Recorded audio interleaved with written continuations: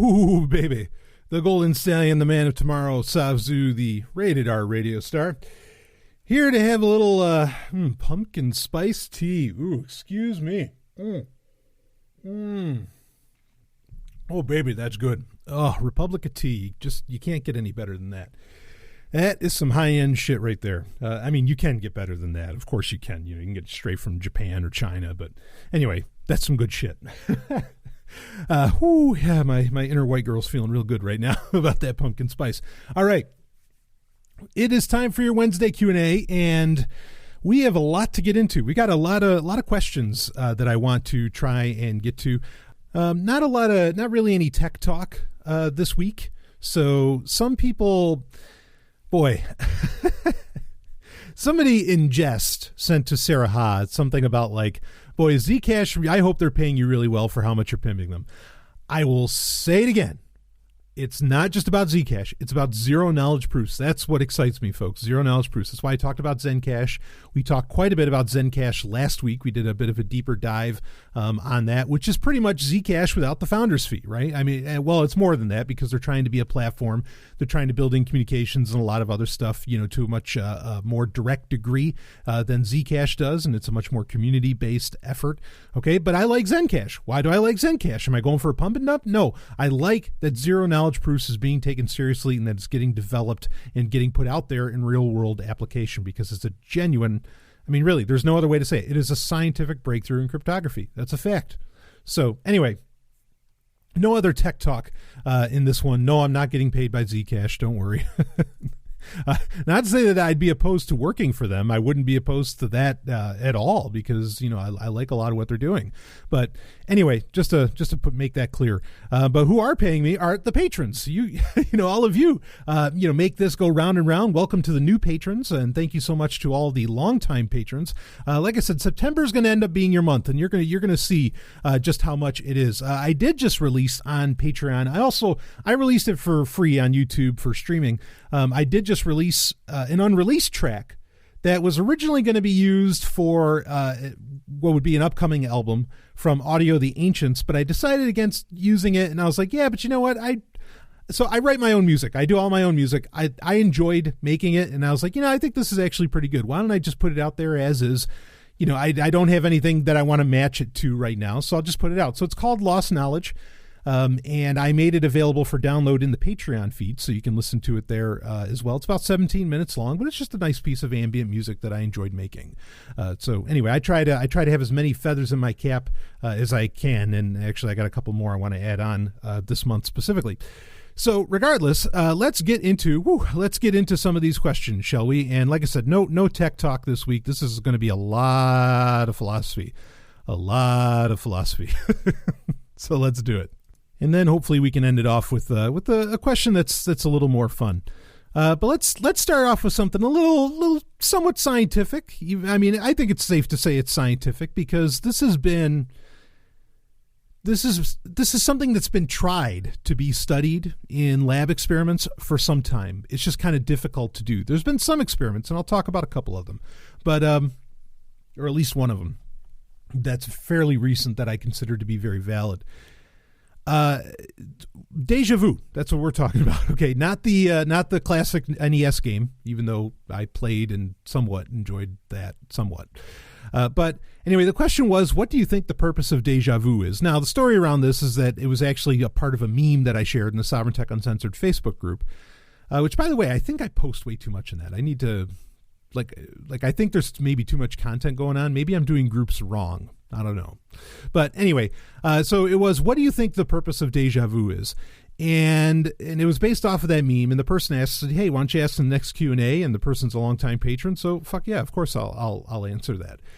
What do I think the purpose of déjà vu is? So déjà vu, if you don't know, is the kind of feeling, I mean, I assume you know, but it's the feeling that you get when you think that you're re-experiencing an exact moment that you experienced in the past. Not like a similar occurrence, but the exact same occurrence, right? Of course, this concept was made very popular in the fantastic trilogy, just one of the greatest trilogies, maybe the greatest, next to Star Wars, maybe the greatest trilogy ever made, that being The Matrix. All three movies are absolutely phenomenal. Anybody that disagrees with that should really throw out their microphone. And but so the Matrix trilogy, this was a big part of it. And their claim in the Matrix trilogy, right, was that it meant that there was a glitch, that when you saw a déjà vu, that there was something was being changed with, something major, I assume, was being changed in the Matrix. But of course, the Matrix is just an analogy for our reality. But, so what do I think? What do I think déjà vu is, or, what causes it? I am inclined to, so there's a few different theories around this, but I'm pretty much inclined to believe that this is actually, all right, here, before I say, the popular idea, and I'm open to this one. I want to say this. I'm open to this because, do we really know? No, we haven't really done all the research to exactly know. One of the theories is that it is remembering something from your dreams. And I have more I want to say on that one, but that's one of the more commonly held theories as to where déjà vu comes from. Is just that, the moment that you're experiencing, you dreamed about at some point, and so you're just remembering kind of that lingering impression of that dream at that moment. Okay, I'm open to that. I'm not saying that that's what it is, but I'm open to that. What I really think it is, and then I'm going to get into a little bit of the realm of the strange. I think that it is. Déjà vu comes from, and this is important. And by the way, there's research to kind of back up this direction of thinking. In fact, there was a study done with virtual reality in 2012 that was trying to mimic the what happens with déjà vu and trying to do it within a controlled environment. Which, again, here's another great application, folks, for virtual reality: is you get to create genuinely, completely controlled environments. Of experience. And that's going to open up a whole new realm of science. Not to say science doesn't already, play in that area, not virtual reality, but in, the realm of experience and other things. But this is really going to change things. We're going to learn so much about ourselves through VR. But anyway, some of these studies have led towards the idea that what you're not, when you experience déjà vu, you are experiencing something that was a part of a memory that you are accessing a memory that happened in the past, but what you're actually getting out of it isn't an exact replication. Like what you're experiencing right now when you get that sense of déjà vu. You're not experiencing exactly what you experienced in the past. It's not a repeat like, the claim is that déjà vu would be. But what you're actually experiencing is something so similar through various stimuli to the feeling that you had in that past memory that you get the sense of déjà vu, that you've been here before, that you've done this before, because the feeling is so much the same. Now, this gets attributed to actually a very positive thing. So if you're somebody that experiences déjà vu a lot, kind of the claim would be that you have a very good memory.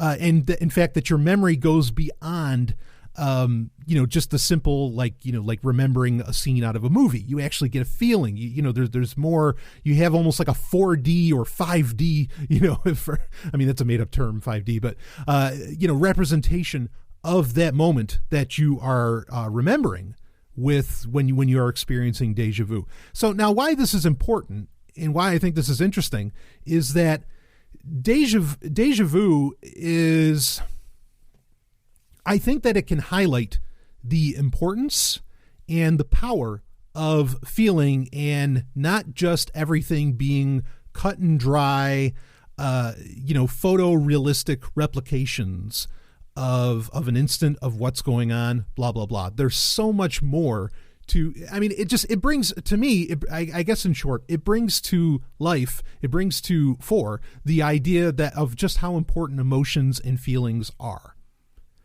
And that they are a powerful part of memory recall. They are a powerful part of the brain's function. And that when we try to, it's one of my favorite quotes of all time by Nathaniel Branden, in order to think clearly, we have to feel deeply. Yeah. Your brain relies, déjà vu would, one argument for why we have déjà vu or why it occurs, not necessarily why we have it, like it's some kind of evolutionary trait or something, but why it occurs is because feeling is such, our emotions are such a important part of any experiential moment, of any, of any thought, anything that's going on. They are part and parcel of it.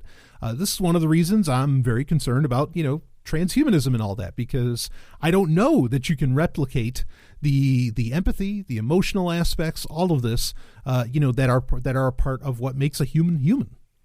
Okay. I have the concern. I'm not saying it's not possible. I'm just saying I have the genuine concern over that. Okay. So yeah, déjà vu, the reason we have it is it's a sign of good memory. Again, you're not remembering it exactly, obviously, so you could think that it's a failure, but it's actually not, because you're remembering so much more than what the average person does about a certain moment, because you are remembering kind of the sort of the spatial awareness. There's so much that's involved in what you feel and emotions and all this, that it's really. Yeah, I think it's interesting that we have déjà vu, and I just, that's what I agree with that line of thinking, that what it really is just that you're not remembering an exact moment, but you are remembering a similar overall kind of feeling and awareness that you've had in the past, and that's why it has a very different sense to it than just remembering something from the past. Because it's bringing in a lot, like an emotional component. It's bringing in a whole lot of other things. And all of that colors, the perception in your mind of an event to where it could seem very similar to what you're in, even though, logically, perhaps, you'd know that, no, I haven't experienced this before, but the feelings would be the same. And it's just, really, I think it's just a sign of a powerful memory. Again, it's not a powerful memory in that it's like, was it eidetic? Is that what you call it? Well, what they used to call photographic memories. It's not powerful in that sense that it's a photographic memory, but it's powerful in that it's everything. It's a great memory outside of what the photograph shows you, right? Picture's worth 1,000 words. Well, those 1,000 words outside of it is déjà vu, you see. So that's what I think it is. Now, that said, okay, let me talk about something a little weird. I would swear up and down to you that I have had dreams, sometimes years in the past. Okay. Now, I know better. I don't, really buy into this, and I'm going to describe what another theory that déjà vu could be, honestly, or not honestly, frankly. I would swear to you that I have had dreams again, they could be years in the past, and this has happened a lot of times, where I saw a moment, and then even years later, or maybe sometimes, the timetable could be different. It could be a day later. It could be an hour later. It could be, I don't know, whatever. It could be any time frame, but up to years, years in the future, where I know that I had a dream and I saw exactly what I was seeing right then. And sometimes the shit is really fucking weird. Like, it's shit that I shouldn't. It's like people I didn't know. I feel like it's happened. Now, the best explanation and the reason that I lean in the direction that I do, is, as far as like what is déjà, what is déjà vu, where does it come from, etc., is because that's really the only way to explain that. Obviously, time does not work in the way that I just described. Okay, so the best explanation is that really what's happening is that there's all of that stuff that makes up RNA, that makes up memory. Okay. There's all that stuff outside of the picture that is coloring the picture I see right now. And it creates that sense of a similar feeling, and it just causes me to think that, hey, wait a minute, I've been here before. Wait a minute, I saw this happen. Blah, blah, blah. But I'll admit it's weird. Like, it's there, and these moments still happen for me. And they've happened to me since I was a kid. I am not like making any kind of wild, fucked up Edgar Cayce prophecy style bullshit, claims or anything like that. I'm not doing that at all. I am telling you that there are ways to explain this, and I am not seeing the future. That is not what's happening. But yeah, I've had those feelings. They're weird.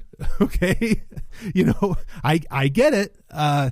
But that's the only thing that I could really explain, is that, I had that, but then when I'm kind of like what's really happening is that my brain's kind of filling in the details in an inaccurate, in a photographically, in a feeling way, in an emotional way. It's right on, and it's valid and important. But in a photographic way, it's not exactly what I saw, or it's not exactly what's happening.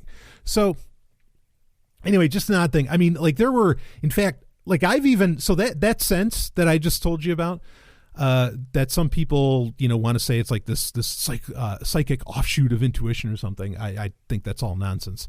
Intuition's a real thing, but anyway, there have been moments where I felt that I realized that, holy shit, I dreamed about this. And in fact, in my dream, say I got yelled at by like my parents or something. And I would instantly, like as soon as I would have that sense, that feeling, again, I was younger. I didn't know any better. I would do something, like I would just do something weird. I would try to remember what I did in that dream, and then I would go and just do something completely different to avoid getting yelled at. Okay? So, and I wouldn't end up getting yelled at, but again, there's no time travel. There's no seeing, there's no prophecy. There's no seeing of the future going on here. I don't believe in the prophetic at all. None of this Edgar Cayce or Nostradamus, kind of business. Not that they were seeing the future anyway. I mean, there could be other explanations as to if they ever had any accurate predictions, what could have caused those, because they weren't predictions but plans. But anyway, that's a whole other conversation to have. So yeah, I get it. Deja vu can be very weird. It can be very powerful. These can be wild experiences, but that's how powerful your emotions and feelings are. All right, that's how powerful so many aspects of your brain are. And this is why I think it's important to, really engage with your emotions, engage with your feelings. Don't write them off. Don't go with like all these people who are, no, we got to be very logical, ignore the feelings. Your feelings, your feels, don't make fun of people for that. It's how they fucking feel. I mean, that's part of the human experience. So it's very important, and I think to be in touch with those and to recognize that those things are important is how you get to the bottom of, things like, things that don't seem to always make sense, like deja vu. Is that, no, actually there is an explanation for this. So there has been research done on it. There's still plenty more to do, certainly. I mean, we don't understand consciousness all that well. I believe I'm the first person that'll tell anybody that. But that's the theory that I'm kind of buying into. Now, what I was describing, that sense that I've felt in the past, where like I thought I saw the future or something like that, this is where people start talking about like the Akashic record or parallel tonality, where like your brain isn't, for an example in hardware, your brain isn't a hard drive. Your brain is actually just a wireless receiver, and that you are receiving, memories from the universe all the time. That is, in my opinion, that's utter nonsense. So like your brain doesn't actually store really, or at least it doesn't do long-term storage. Maybe it works more like RAM or something where it's there for a little while. But then anybody else could really access maybe thoughts that you had. No, I think that's utter crap. Like, I mean, it's pure crap. As I say all the time, I mean, underneath your skull is a bubble universe that only you have access to. That's where all your deep, dark, and whatever stuff, resides. Okay. So, yeah, I don't subscribe to that idea of the Akashic record. I think that's positively. I mean, it's interesting to hear because it's such an out of the box way of thinking, no pun intended, because you wouldn't be thinking if there's an Akashic record. But it's such an out of the box way of thinking about things that it's intriguing, and you want to explore it and do due diligence in looking into it. But I've done that, and it's found wanting. Like there's no, that this isn't how humanity works, and it's fairly easily provable that that's not how humanity works at all. So anyway, let's get on to another question, but that was a fun one. I like talk deja vu. That's that's kind of a out of left field question there. All right, so I'm going to do a couple questions that might piggyback off of each other. So, and this is where we're going to get into the realm of the philosophical and the ethical. And the ideological, certainly heavy on the ideologies. But anyway, so here's one. This is actually sent into my email address, so I hope it was meant for Patreon. But hey, Brian, I think I know your feelings on incrementalism, but would you agree that incrementalism works going in the direction of tyranny? And if so, why can't it ever be useful moving in the direction of freedom? Or do you think it can?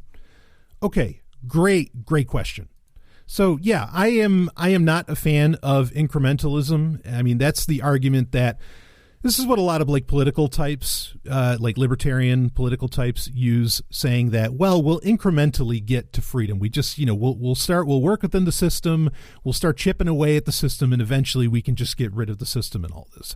I don't think it works. And years ago on Sovereign Tech, I covered a story. It was actually and this was at a time, I think, where I was pro Google. What's his name? Lucky? Is it Lucky? No, not Palmer Lucky. Or Astro. I think it's Astro Teller. I think that's his name.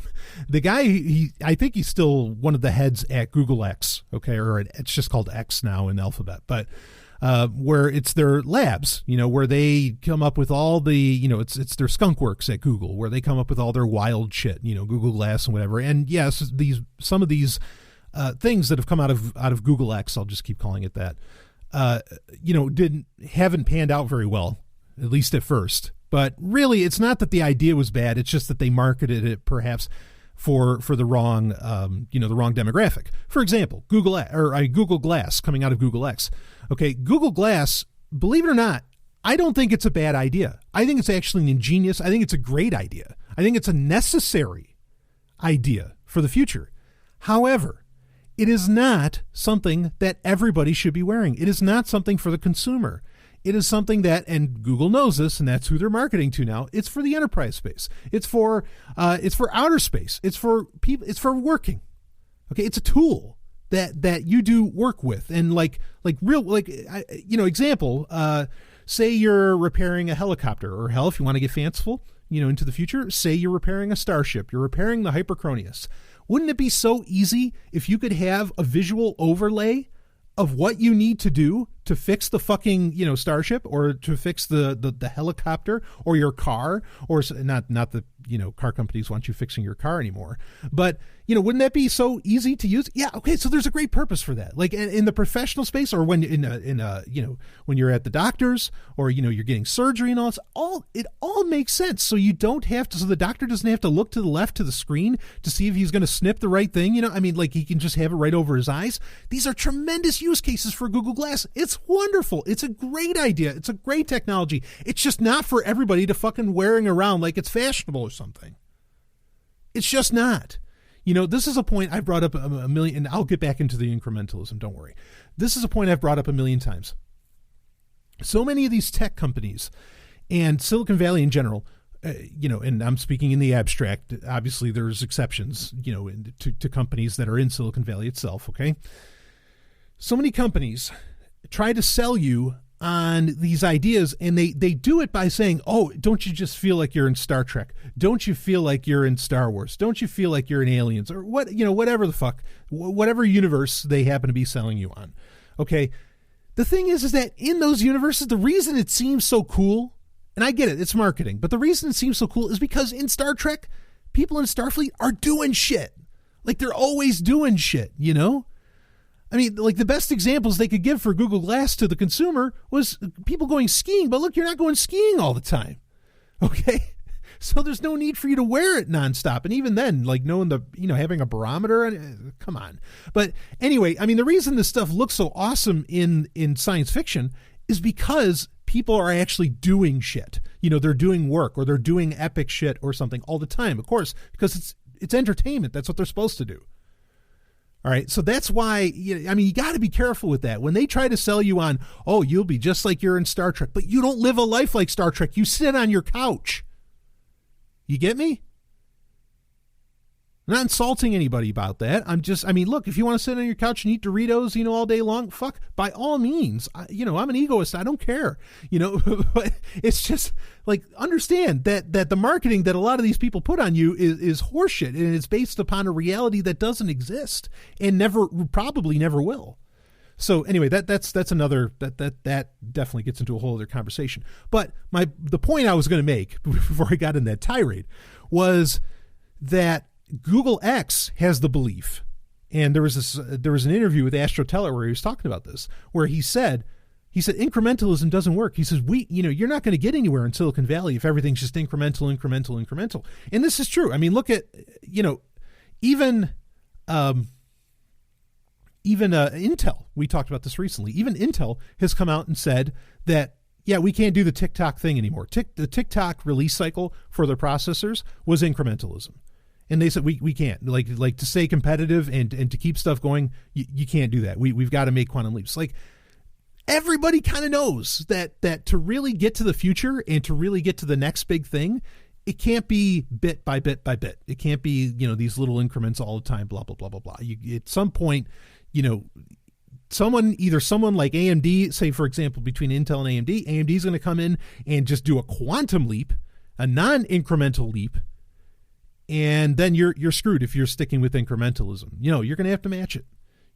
So that's how you get to the future. In fact, Intel AMD is a great example. Not that proof by analogy is proof, but Intel versus AMD is a great example, because if Intel had its way, maybe by 2017, maybe just this year, they would have released a 64-bit processor. Maybe. I mean, they weren't going to do it. AMD had to come out and do it. Had to beat them to the punch. That's the only way that worked. Anyway, so I know we're talking about business. This is liberty and life and blah, blah, blah, blah, blah. Okay, so yeah, but bottom line being is that, no, I don't agree with incrementalism. I don't think anything anywhere gets somewhere new or gets close to utopia, perhaps. Not to say that utopia is possible, but you get what I mean. You always want to keep striving for that. Otherwise, why fucking live if you can't live your happiest, if you're not continually trying to live your happiest life? But yeah, incrementalism, or not going with incrementalism is what gets you there. Okay. So anyway, the person said they knew that I didn't agree with incrementalism. Now, does incrementalism work for tyranny? Yes. I will explain why. Does it work for liberty? It could. And I'll explain why as well. Okay. And what we need to, the part to add into this equation is timelines, timetables. Okay. Incrementalism seems to work for tyranny because for thousands of years, the system of tyranny has been enhanced, built upon, continually added to on the shoulders of tyrannical giants. Okay. So much of what, the reason that that a new tax can pass, the reason that Obamacare can pass, the reason that all these different things, can become acceptable to society is because the foundation already exists for tyranny itself. Okay. For anti-freedom. And the way that, and some of it can get so easily sold because of all of the social constructs, be it something well, I shouldn't say it's simple, but be it something like gender, be it something like social mores, like gender roles, be it things like this that allow for tyranny to make incremental steps. Okay. Because the foundation's already there that they built upon. And so it's very easy to sell that thing to. Here's the thing, is that the foundation is not, the foundation of civilization, the foundation of society, the foundation of, the present social foundation of the human condition, not the biological necessarily, but the social, foundation for the human condition does not lend itself towards freedom. And it hasn't for thousands of years. I mean, what makes up a human biologically, what makes up a human is certainly amenable to freedom, because that's its natural state. I would argue is that anarchism is the natural state of a human being. An atheist anarchist is what you're born. Okay. But, to say, so why can't freedom work incrementally? The reason, so over thousands of years, yes, maybe it could work. Okay. Thousands of years. Again, that's how long tyranny's had. You have to understand, like these incremental steps that tyranny's been doing, it's been doing those steps for thousands of years. Now, if you just want to play the long game and maybe, and I'm not insulting the person that asked this question. Okay. It's a great question. It's a totally valid question. All right. And I hear these arguments all the time, that, well, but we'll get there, baby steps. We'll get there. That's incrementalism, right? The thing is that, it's going to take thousands of years if you tried to do it incrementally to get there. And also, using the state, using politics, it's fly paper. All right. Once, you being the fly, once you land on it, you're stuck. Once you fall into the system really can only perpetuate itself. Like it really can. So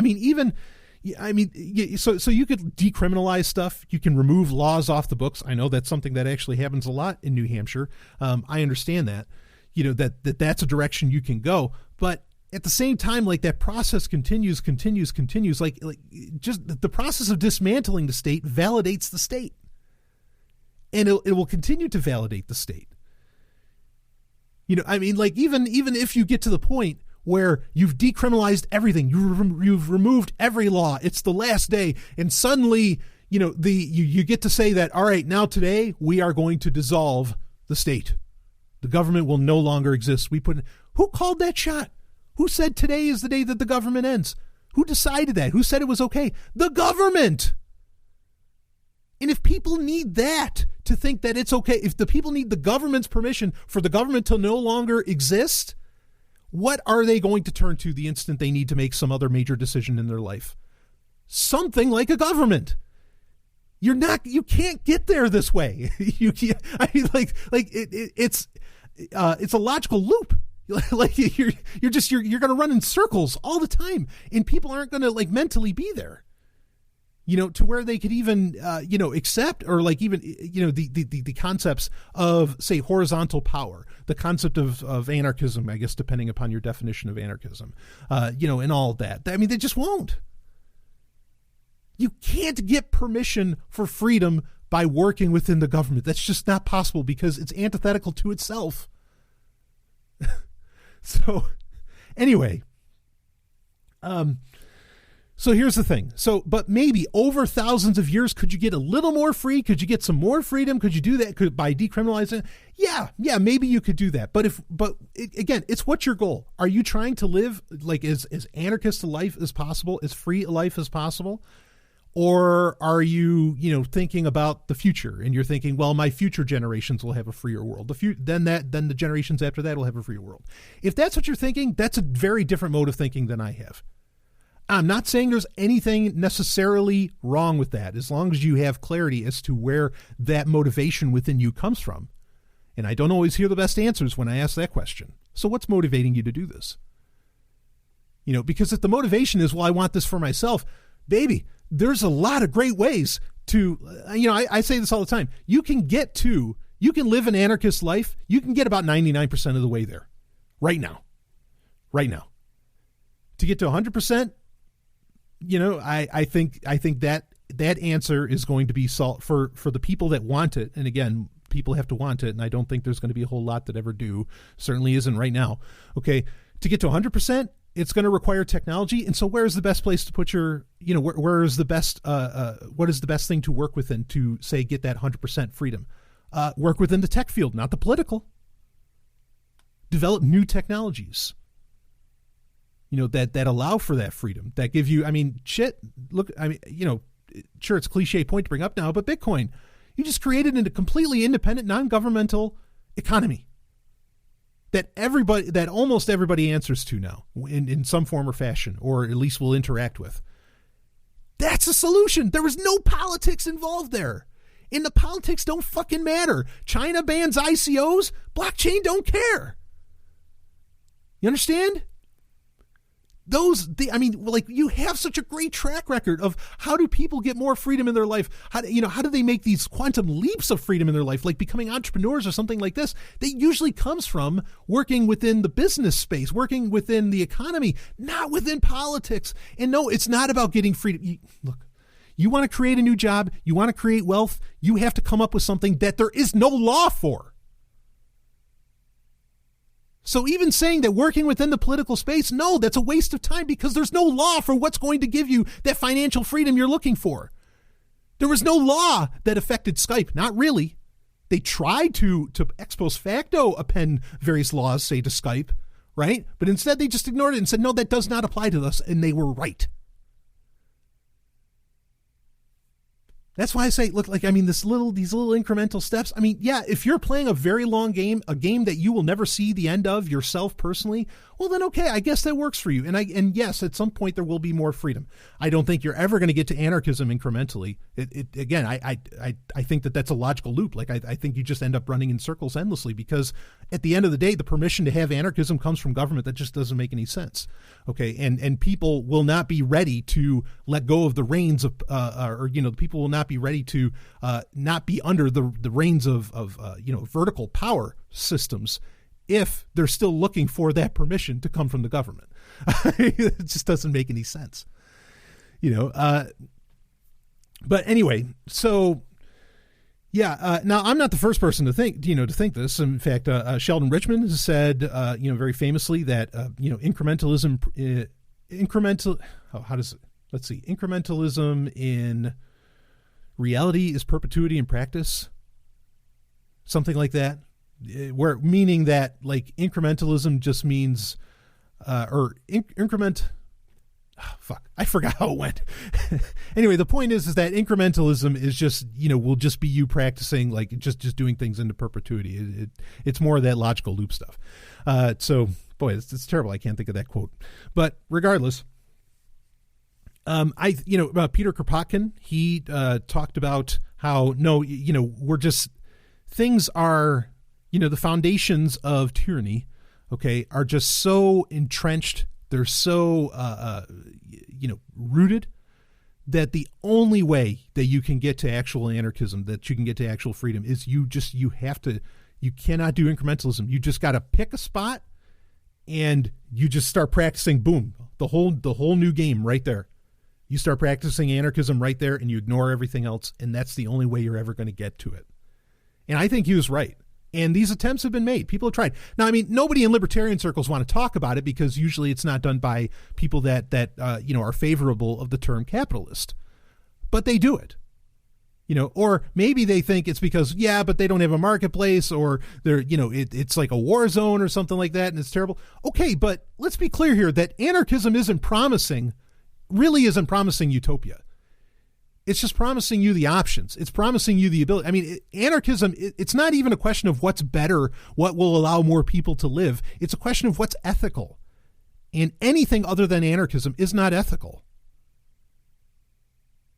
I think that's the hard part that people miss, is like, they're like, well, but, hey, if you want to come out and say ethics are a spook, okay, that's another conversation to have. But based upon, this idea of tyranny and, tyranny versus freedom, blah, blah, blah, within that paradigm, let's be clear here. Okay. It's not that there aren't aspects of tyranny that may allow your child to live longer, that may, give you better health care, that may make your life peaceful or something like this. It's the question of, is what creates tyranny, is it ethical or not? And it's not ethical. So regardless of how much worse, on a happiness index your life would be if you lived in an anarchist world, that's not the question at hand. The thing is what's ethical? Like, what's right to do? What's okay? What are you allowed to do to another human being? Those are the questions. So, and all that, usually it all turns into a package deal, and it gets very, very mixed up. And people are like, oh, there's people even that I respect that say, well, you have to have an answer for how you're going to do this. You have to have an answer for how you're going to do this. And even I say that sort of thing sometimes. But no, you don't exactly have to have an answer for how you need to do that. You need to answer what's ethical, what's not, what is okay for me to do, what isn't okay for me to do. And, what's okay for you to do is always going to be on the side of freedom. And what's not, will generally, I mean, you can have freedom and do things that aren't okay, but yeah, you get my point. So anyway, I spent a lot of time talking on that one, but I want to dovetail that with the conversation about anarchism in general. Okay, so this is, of course, from a patron. All the questions are, or at least as far as I know, unless you use my email, then I don't know exactly. Maybe you wanted me to talk about it on the show, but you got to be specific like that, or on the main show, on the Prime show. But, okay, so, hey, Brian, what do you think of the arguments that ANCAPs aren't actually anarchists? When I was an ANCAP, and of course ANCAP just means anarcho-capitalist, School of Rothbard, Hoppe, and others. When I was in ANCAP, and I thought that, let's be clear, Stanley breaking in for a second. When I was in ANCAP, and I thought that argument, or when I was in ANCAP, I thought that argument was silly. But now that I've moved to the left, still an anarchist, I am starting to think that argument is actually pretty sound. Now ANCAP seem like they just want private statism to me. And then there's a bonus question after that. Bonus question, do you think Antifa and Nazis are two sides of the same coin? So, okay, another great question. So I guess I have to start this all off with some kind of disclaimer, all right? And that is, I know I have a lot of listeners that are anarcho-capitalists. I know a lot of anarcho-capitalists that are some of the best people I know on planet Earth. They are amazing human beings, okay? I trust them. I'm so on board with those people. Of course, I could say that same statement about people that call themselves statists. So, there's great people in every ideology, just like there's bad people in every ideology, even on the left and whatever else. Okay. So anyway, understand, please, that if I start ripping on anarcho-capitalism, look, I know some of you aren't like that. And if you're not like what I'm about to describe or what this person maybe is thinking, then it doesn't apply to you. It's not you. Don't worry. It's just like with Christians. When I complain about Christians in hell, yes, there are Christians that don't believe in the concept of hell. Okay, so when I talk about Christians believing in hell, obviously I'm not talking about you. All right, so if this doesn't apply to you, awesome. There we go. And if you have questions and you want to, have me do a little back and forth on what I describe or what I talk about here, I'm always happy to do that. So, okay, the idea is when I was in ANCAP, I thought that, what do you think of the argument that ANCAPs aren't actually anarchists? Okay, so in the very broad sense of that sentence, no, I think there are ANCAPs that are actually anarchists. In fact, a lot of them also will often more identify as agorists, because I think even they recognize a lot of, especially the recent problems that have been occurring with anarchists in general, not anarchists. Well, yeah, anarchists in general, but with ANCAPs, maybe overall. So now there are a lot of aspects of AnCapism, so I don't have to say anarcho-capitalism. There are a lot of aspects of AnCapism that I think, and again, it's not just like one school of thought, right? There's disagreeing viewpoints. Bob Murphy disagrees with Hoppe on argumentation ethics. And I think they would both more or less be considered, ANCAPs. So it's not like there's necessarily even one school of thought within all that. Walter Block and Hoppe have two very different definitions of what self-ownership means. So, I want to be sensitive to the fact that just like in any other ideology, there's tons of sub-ideologies. So there's a lot of AnCapism that, yes, I don't think that they're actually anarchists. So, for example, a lot of ANCAPs have become white nationalists, and they come out and they make this claim that, well, when we use the term nation, if you look it up in the dictionary, it just means a group of people. It doesn't have to mean nation state. We don't mean nation state. And so, but the problem you instantly have when you do that is, and I think I've talked about this in recent Q&As, is so how do you, and I've had arguments with people online about it too, but how exactly do you keep your nation white? You're going to end up having some kind of enforcement body, and that enforcement body is the penultimate question for any anarchist ideology. What does that enforcement body look like? How is it chosen, et cetera, because there is a way too fine a line between what's a government and what's an enforcement body. Even if it's an enforcement body that you choose. After a fashion, you choose government too. There's nowhere you can't go where there isn't government effective, or more or less. Unless you count Zomia. But there's governments claiming everything somewhere, more or less, or they're at least all agreeing upon that. Okay, this isn't owned by anybody. But then if it's not owned by anybody, it's every government that's saying it's not. Every government kind of owns it then, right? Because they're all saying that it's not owned by anybody. So, only government can come up with that kind of, only the notion of government has the human brain go to that kind of nonsense. But anyway, so Yeah, I think that there are a lot of ANCAPs that have concepts of enforcement bodies, not what do you call them? Well, there's like, what do they call them? DROs or whatever, dispute resolution organizations or something like that. Like there's these ideas that there would be what chalk up to a odd hybrid of insurance companies and private courts that would happen. But a lot of the ways that these things are described come off as really, government just with another name. And so in that sense, it doesn't feel very much like anarchism. And so when the argument comes around that ANCAPs aren't really anarchists, well, if that's the sort of thing they're into, well, then yeah, I think there might be some weight to that argument.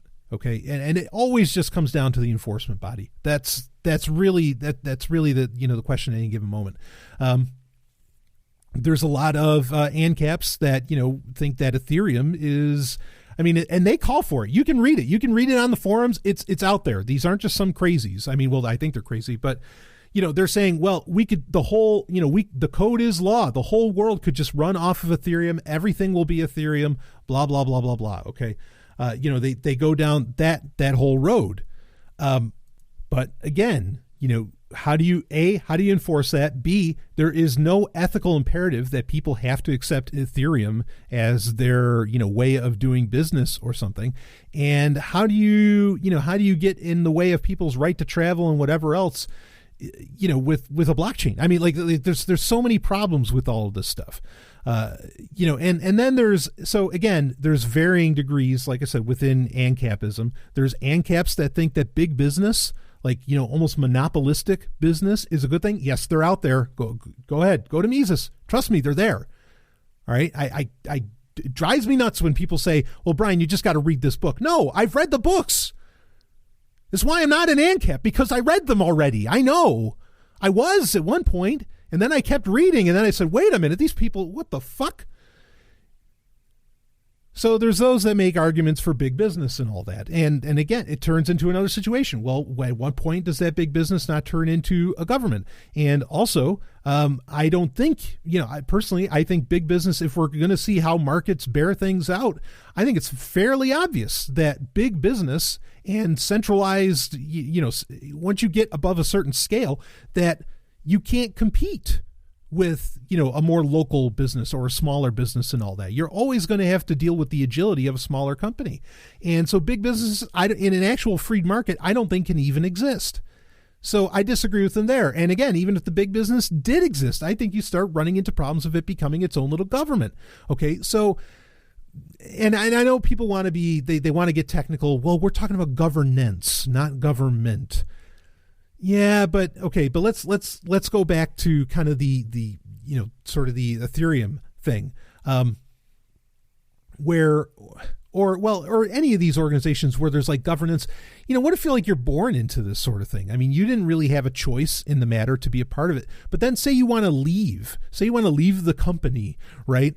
And go to another company, or say you want to leave the Ethereum blockchain and you want to go to it, you want to register on another blockchain, or you don't want to register on one at all or something. Do you get to take your stores of value with you? Or no, because no one's having that conversation on whether or not you get to. That's so I can't, I didn't choose to be a part of this, and I can't just leave without some kind of penalty. What's very freeing about that? I mean, there's all kinds of problems, that I think are worth discussing. You don't have to have an answer for everything. Okay. I'm not saying that if government went away tomorrow that it wouldn't be some kind of odd dystopia. It very well could be. Okay, but like I said earlier, it's not about whether it's utopia or dystopia. It's what's ethical and what's not. So you run into these problems. And yeah, but I'm not going to I will say this. There are aspects, there are certain strains. How about that? There are certain strains of anarcho-capitalism that are not anarchists at all. And it's painfully obvious. Especially the white nationalist types. Yes, they're fucking out there. Stop. They are. I'm not even talking about the alt-right. I'm not even talking about, Nazis or anything like that. There are people who just straight up want to consider themselves anarcho-capitalists that are white nationalists. You can ask them. And I'm not just thinking of like one or two people either, even though two names certainly come at the top of my head. But anyway, so yeah, that's kind of how I feel about that. Now, I guess to get on to the other part of that question, was, let's see, about, okay, a bonus question. Do you think Antifa and Nazis are two sides of the same coin? Oh boy. See, these are the kind of questions that get me into trouble. Okay. Even though I know, and I hear it from all kinds of Sovereign Tech listeners all the time, patrons especially, that, very gracious patrons, people I know that are very good people. They say, look, I only agree with you like 50% of the time, but your stuff's just so great. I just keep on listening. So I don't know. I guess there's points maybe where I get you to where I get people to only agree with me 45% of the time, and then they drop their patronage and whatever. I mean, I have to, I have to speak my truth, but, but anytime this stuff seems to come up is when, suddenly, oh yeah, all right, that's enough. I'm dropping, dropping patronage. And so whatever, if you feel the need, I mean, I get it. Okay. So I don't consider myself a part of, of Antifa. I don't consider myself, I certainly sure as fuck am not a Nazi. I can't be, I'm a Jew. But so are they two sides of the same coin? It's another, I mean, Nazis are straight up. I mean, they are by design tyrannical. I think that there are a lot of aspects of Antifa that are not, and like Antifa is this, I mean, here's the funny thing. Like there's no figurehead. There's no like real organizations to even point to with Antifa. And part of the reason of that is because so many people within Antifa have so many differing opinions as to where, Nazis are very obvious. Nope. The white race, yeehaw, and they might not even be for like National Socialism anymore or something, but like, no, we'll make our, our country, but it's all going to be white people. We're going to have the pure race, blah, blah, blah. I mean, they're the ones kind of laying out what things have to be, as to where Antifa is sort of, is chaos in physical form, in a physical form. Right.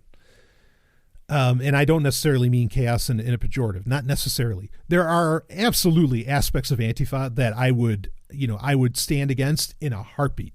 I mean, in a heartbeat, I'd say, what the fuck is wrong with you? What are you doing? But there's aspects of Antifa where I would say, oh yeah, okay, I get you. Yeah, right on, resistance. I'm here. Nazis? No, there's no wiggle room. I mean, because one side's rigidity. I don't think. I mean, again, there absolutely are aspects of Antifa that are very, very rigid, but there's aspects that aren't. As to where with Nazis, no, there's no, there's no like Nazis, I think, that are just like, oh yeah, well, some of you Jews can live, or yeah, no, Jews are all right, it's fine, just let us have our little country. I mean, that kind of goes against the entire concept of Nazism. And I know people want to bring up the argument, and this is so fucking unbelievable. There's this whole argument that, well, Hitler didn't really want to kill the Jews. They just didn't leave him a choice. He wanted to send them to Madagascar. It wasn't that bad. Hitler just is like, oh, I had to do it. And when I hear that argument, I'm just like, why? Says who? No, if you didn't actually want to kill Nazis, if you didn't want to kill Jews, don't fucking kill Jews. That's all you have to, that's all any human being has to do. To not kill, they just have to say, all right, I'm not going to kill today. Be it if you're in a military or something, that's all you have to do. Just say, no, I'm not killing today. That is so much crap. I mean, I hate to disrespect the devil by saying the phrase, well, you're trying to get sympathy for the devil with Hitler? Are you fucking kidding me? If he didn't have to kill him, then don't kill him.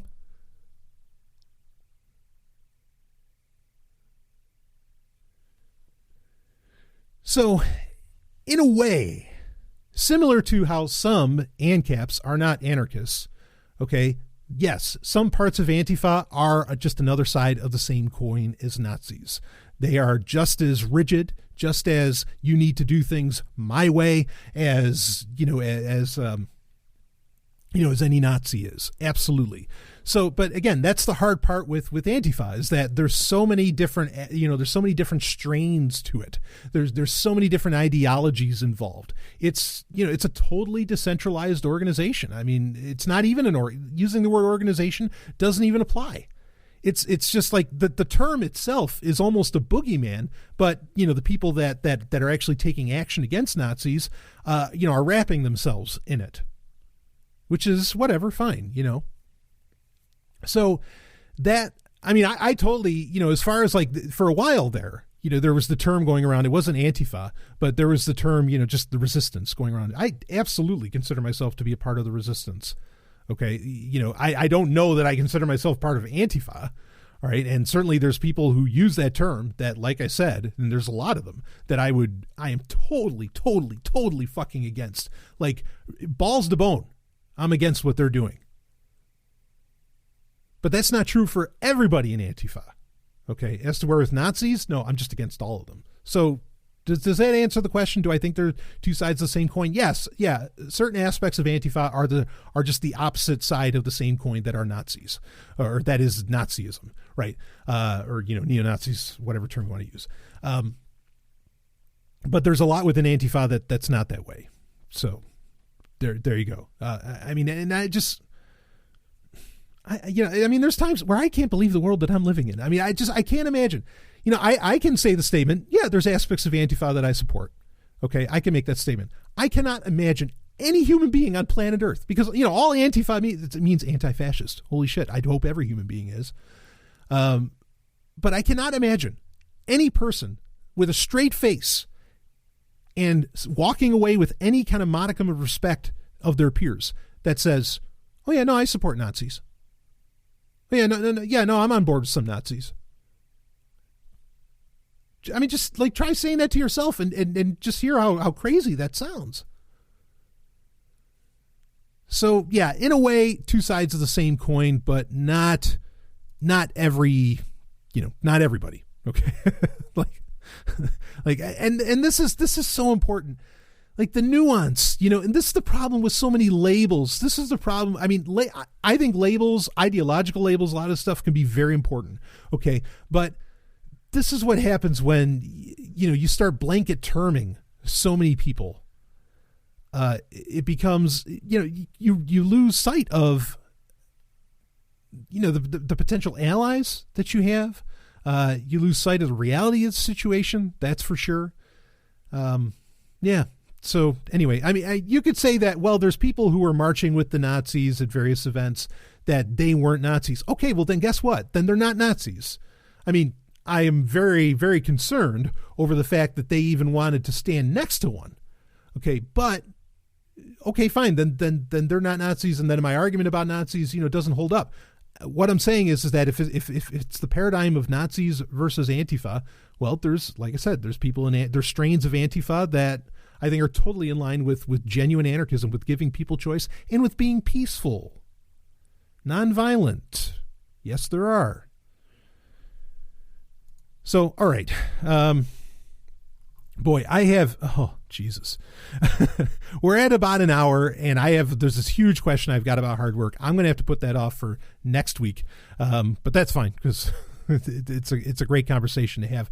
And I want to get into it because it was asked by a fantastic human being and somebody that, a newer patron. So, let's see. I just want to end it off with one little fun question here, because we've been talking some very serious shit this whole episode. So question is, were you a fan of the channel Tech TV? And if so, do you think its quality declined when it shifted, or do you think its quality declined when it shifted its format to gaming? Okay, great question. Like this is a good fun one. I want to end off with this. So, was I a fan of Tech TV? Oh yeah. Oh yeah. I was a fan when I think it was originally, was it ZD TV? Like, because it was made by ZDNet before it even was really Tech TV. Yeah, I have been a fan. And like the show, the Screensavers, not the new Screensavers, even though that's a thing now today too, with Leo Laporte. In fact, I mean, I was really excited when they did it, and it's still a popular show that they're doing. But yeah, Tech TV was really cool because there were a lot of actionable things you could walk away with. And also anybody that actually understood computers and even the aspects of gaming at that time, like they would have LAN parties during, in Tech TV. This would have been late 90s, early aughts when this was becoming a thing. John Dvorak, who's a, absolute journalistic hero of mine, he was a big part of it. Of course, Leo Laporte was a big part of it. Patrick... that's terrible. I can't remember his name, but anyway, yeah, just tons of great. Kevin Rose was on it. He was, what was he, the dark hacker or something like that? whatever his name was. It was really cool. Not Shannon Morse. Whatever. For some reason, all their names are escaping me, but there was such a great crew of people that they had involved there. And I loved it. I mean, and what ended up, they switched at one point to, they changed the whole name of the network to G4, and they started going towards a much, I wouldn't say younger demographic, because I think it was a largely younger demographic watching Tech TV, but they specifically went for like a young geeky demographic. You ended up with, was it Attack of the Show? That was really popular with Olivia Munn. Yeah, I mean, absolutely, there was a decline in quality. I mean, it completely fell apart. Morgan Webb, that's one of the women I was thinking of. Morgan Webb actually stuck around for a little while. Was it with X-Play? Or maybe that was the name of the show that she did. Some of the later night stuff, ironically, still appealed to kind of an older demographic. Maybe the people that stuck around after Tech TV, disappeared. But yeah, you had Morgan Webb, which she was great. I mean, you had so many great people involved with that. But when it switched to G4... yeah, I mean, it just went down the tubes. Like, everything was, action, but not actionable. Like, you couldn't walk away with, ooh, I could do this.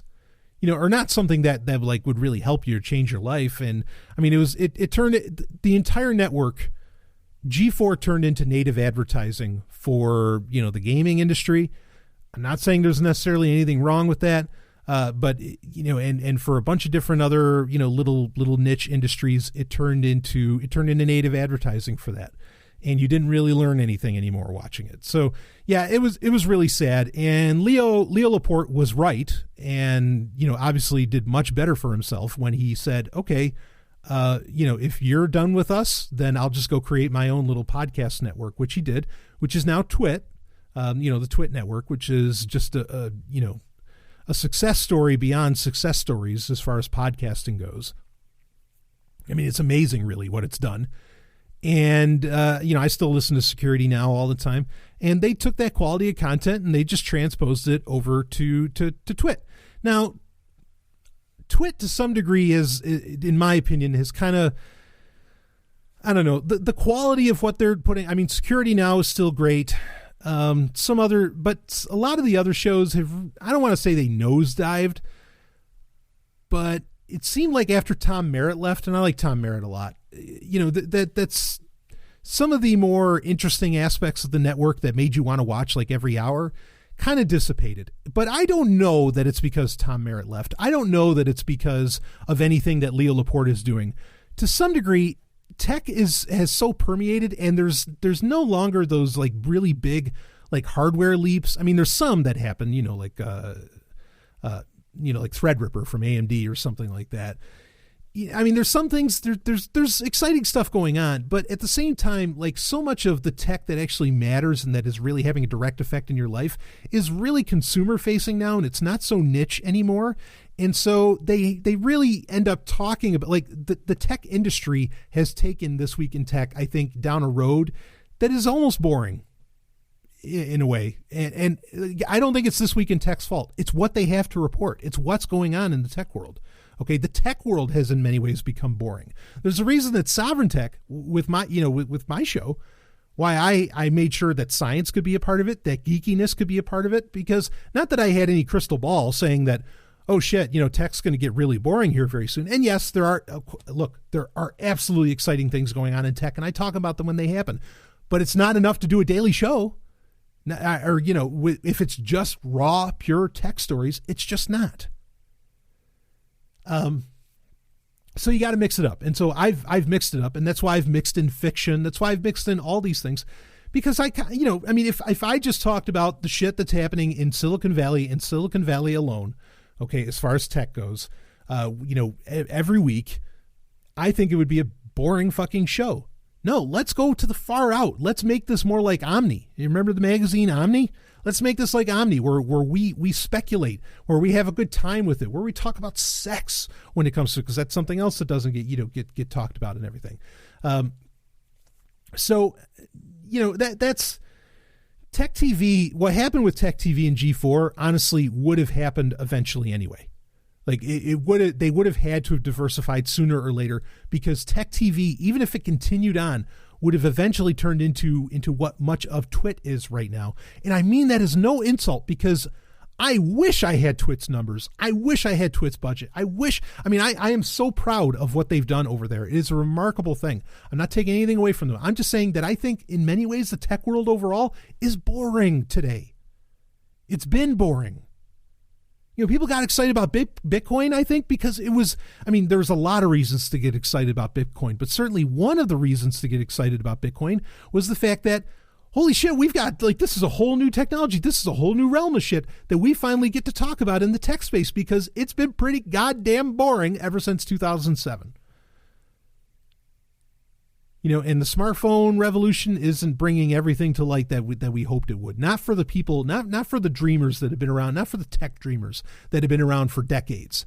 Saying, oh yeah, all right, we can get it to this point, we can get to this point, then we can get to, we can get to VR, then we can get to blah blah blah, and it's just, I don't know. There's so much to say about all of this, but yeah,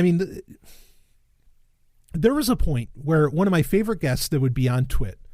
Okay, which understand, Twit is the continuation of Tech TV in every sense of the word, I think, especially now that they do video and now that they have, the new screensavers over the past couple of years.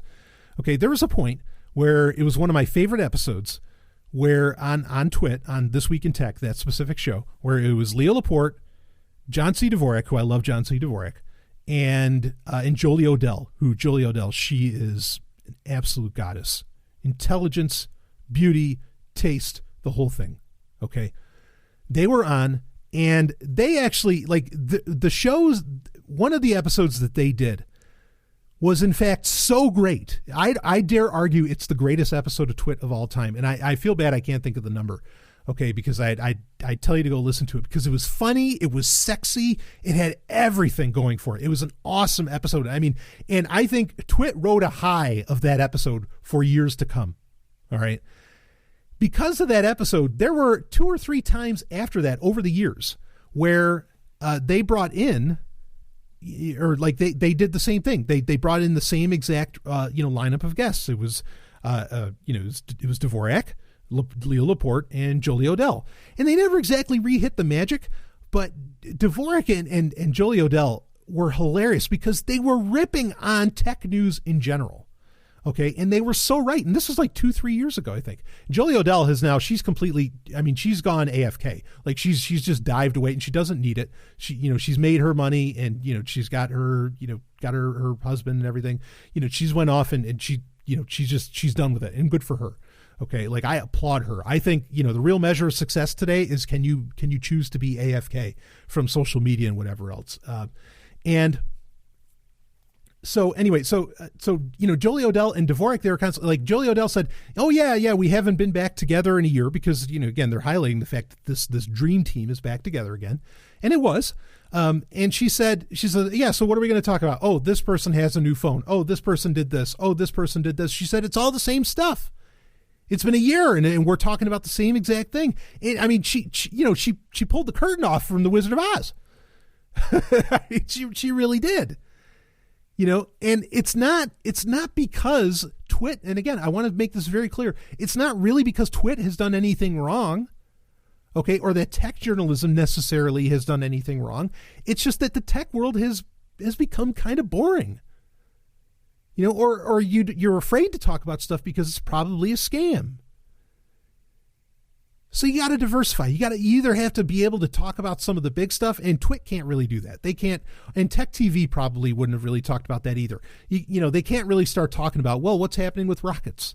sometimes on the screensavers they'll talk about what's happening with the space program or something. But I mean, there's some genuine interesting things going on as far as that goes. Maybe they'll talk about, SpaceX or Blue Origin or something like that. But in general, they don't really get into that. They don't allow themselves to go into the far out future, which is where really I think tech journalism needs to be fucking relevant. Okay. And that's where I try to be, as well as getting into what does it mean for the consumer, what's going on with the latest, hacks and security exploits and everything, which is why Security Now is still such a huge show. And it's still so important and valid to listen to. It's reason enough for that fucking network to exist, is to have Security Now, because this stuff, it's every week, and you got to know, you got to keep patching it, you got to keep working on it, you can't stop. And that's really, that's so worth it. So anyway, Tech TV took a nosedive when G4 came around, but as much as I despise everything that G4 became, I don't blame the people that came up with the idea of G4. I don't think they could have, because that would have been like almost pre-iPhone, right? But I get the sense they had to have seen the writing on the wall, that okay, like, look, tech journalism, this is all going to come down to a few companies. There's not going to be a whole lot to talk about. This is going to get boring. We got to start shaking things up. So I don't so much blame what's happening there. But after a fashion, I'm still annoyed as fuck that Tech TV went away and that the screensavers was no longer a thing. I used to watch the screensavers all the time. All the fucking time. Anything that, Martin Sargent was doing or Sarah Lane or whatever. I would be all over it. And yeah, those days are gone. But that whole era of computing is gone. That whole era in technology of like the 90s, where there were such crazy advancements going on and everything. When like one of the biggest tech news stories you could talk about was, holy shit, look at Quake 1. Holy shit, look at Quake 2. Because they were genuine quantum leaps in what they could do. Now all of that stuff is just kind of plateaued, and maybe that's the best term for it. A lot of this stuff is just plateaued. So anyway, dive in quality, but there you go. So, okay, that's enough. I had other questions. I'm not going to be able to get to those this week. I'll save them for next week and we'll get into them. There's one about hard work. I'm going to get into that. I definitely want to get into that. I'll make sure that that's one for next week. Anyway, there you go. Thank you so much to all the patrons that make this content possible. Got a lot more content coming to you. And there will be a new Sex and Science Hour this week. And, of course, an all-new Sovereign Tech. I will see you on the other side.